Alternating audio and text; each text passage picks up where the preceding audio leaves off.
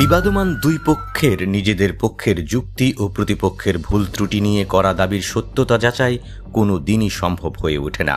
নিকট ভবিষ্যতে তো নয়ই, দূর ভবিষ্যতে হলেও তা অসম্পূর্ণ থাকে।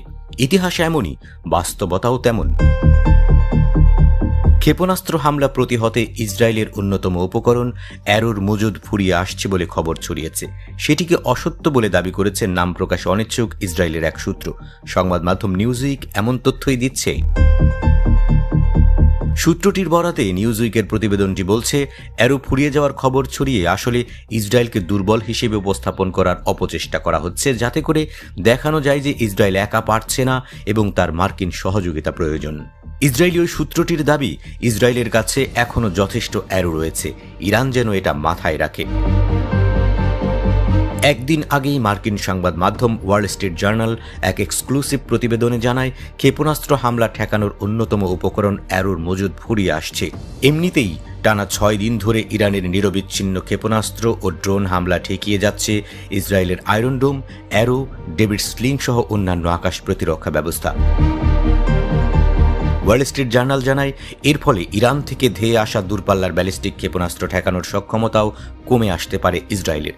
নাম প্রকাশে অনিচ্ছুক এক মার্কিন কর্মকর্তার বরাত দিয়ে ওয়াল স্ট্রিট জার্নাল আরও জানায়, যুক্তরাষ্ট্র এই বিষয়টি সম্পর্কে বেশ কয়েক মাস আগে থেকেই অবগত যে ইরানের সঙ্গে সংঘাত প্রলম্বিত হলে ইসরায়েলের আকাশ প্রতিরক্ষা ব্যবস্থায় সংকট দেখা দেবে।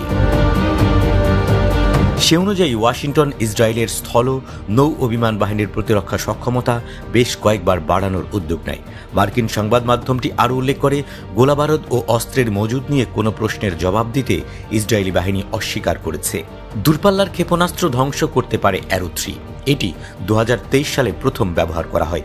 হুতির ছোড়া ব্যালিস্টিক ক্ষেপণাস্ত্র প্রতিহত করতে ইসরায়েল এটি ব্যবহার করে।